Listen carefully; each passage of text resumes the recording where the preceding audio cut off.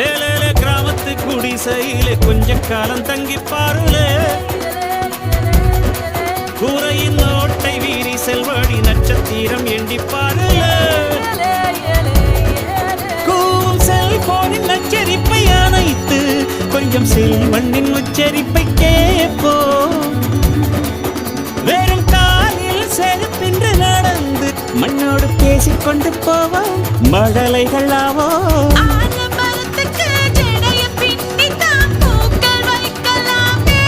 உரோரம் ஐயனாரிடம் கத்தி வாங்கித்தான் பென்சில் சீவலாமே